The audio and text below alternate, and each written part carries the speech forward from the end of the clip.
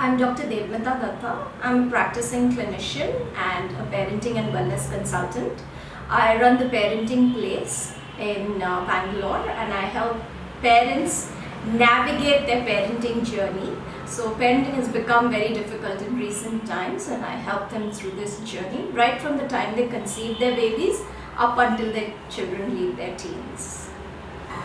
So teenagers are actually under tremendous stress. We often don't realize that. As parents, we keep thinking, oh, we are paying for everything, we're sending them to a good school, we're giving them food, what do they have to do, why are they stressed? We're giving them the best of everything. But in spite of all that, the stress is going on, mounting on teenagers. There's of course academic pressure, the pressure to achieve a lot in a very short time. So the average age of the successful entrepreneur in India is 26 years. And so 26 is hardly like 7 years away from 19. So, and there's very little time to succeed. So academic success is one, and academic success is not enough in today's world.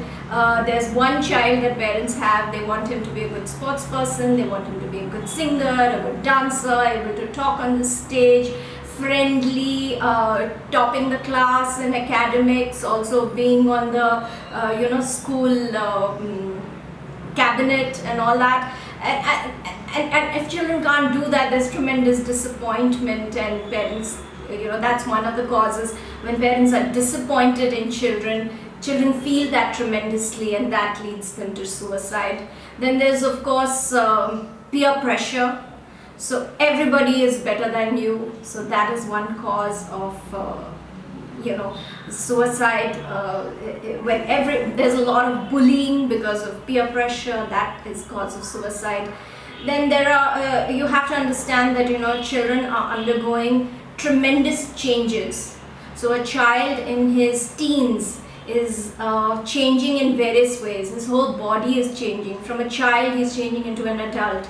His whole mind is also changing. So there's a mind of a child and a mind of an adult, and between that phase which he has to undergo during his teen years to get an adult brain is a very difficult phase. I like to call it renovation and reconstruction. So the whole brain literally has to get renovated, and in that time any other stress which comes in causes tremendous stress. There are extracurricular activities, there's so much pressure. But I think one of the major things is the home scenario. So the home should be a haven for the child always, where the child can come and just be himself and not be judged, and that doesn't happen in a lot of homes, and that drives children to suicide.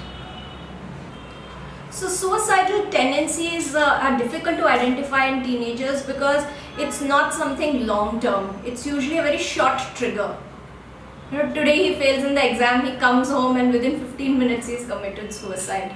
So it's really difficult to tell which child is really going to commit suicide, and by and large, we see that these really bright and happy children only commit suicide. So it's a little difficult to identify, but when there is a time gap, definitely a child who's withdrawing into himself, who's not behaving the way he used to behave in the past, who doesn't want to talk to the parents much, who wants to stay away, just locks his door quickly as soon as he comes in, doesn't want to go to school, doesn't want to meet people. These are all signs of depression. Also, many times we start calling children lazy. He's lazy, he doesn't study. But no child is ever lazy. Every child wants to work hard. So when we see a child who is being lazy, we must be very careful that he's losing his motivation. Quickly he's losing his motivation, and he's going into depression. So I think one of the things that we can do is reduce a little bit of pressure on the teens. Be a little more forgiving. So you have to understand that these children are still children. You can't treat them like adults just because they've grown to your height and they talk like you and they begin to look like you, but they're not adults. They are still children. In fact, in the teen years, there's very little difference between a 16-year-old acting like a 6-year-old. One minute he acts like a 16-year-old, the other minute he acts like a 6-year-old. And we must be willing to forgive that. So first we must say, okay, you've made the mistake. It is a mistake. This is what your mistake is. I don't like it. I'm upset with it. But it's not the end of the world. Academics is definitely one of them. Romantic relationships failing is another one. Bullying is another one. So all these things they pile up. They may look small to us, child not getting invited for a birthday party. Yeah. So it's difficult to avoid the topic of suicide because it's all over the news. When a child commits suicide in a school or something, it's all over the news. So it's impossible that your teenager doesn't know about it. So they are talking in their own circles somewhere. So it's better to have the conversation out in the open. One of the important things to convey in this conversation would be that nothing is the end of the world. Suppose a child commits suicide. Suddenly everyone will start speaking very well about that child. He was so good and he did this and he was that and he was, all the bad things are suddenly forgotten about dead people, So other children, they begin to think that, if I've made a mistake and I kill myself, suddenly I'll become this glorified figure in everyone's eyes.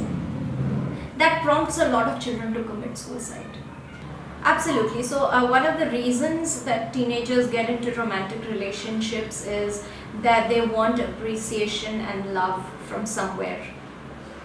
Often they don't get this appreciation and love from home. At home they're always being scolded for something or the other. In school they're always being scolded for something or the other. They're craving attention, appreciation, love. That's what goes, and suddenly they find, okay, this person is giving me this attention and appreciation. It's not even love actually. They're too young to even know what love is. It's just that craving for appreciation that makes them go there. And suddenly when there's a breakup, then that minimal amount of appreciation and love which was there in their life has suddenly been withdrawn. So nothing is left. And on top of that, maybe, anyway they were getting a lot of flack from everywhere for being in that relationship, because romantic relationships classically are not accepted in our society. So already they were getting everybody was annoyed with them for doing that. And now suddenly, that is also gone. So it really hurts very badly. So I feel one of the ways to prevent the romantic attachment, it's a normal thing to be attracted, that's the normal thing which happens in life. In the teen years, naturally they're going to be attracted to, boys are going to be attracted to girls and girls are going to be attracted to boys, but it will never develop into something major if that attention and appreciation is nicely fulfilled by the family. And then there will be no breakup. They don't have the emotional resilience to take the breakups.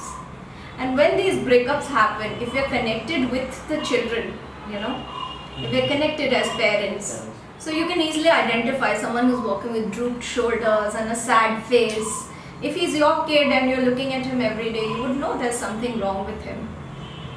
So we should not be so busy in our lives that we've not noticed that.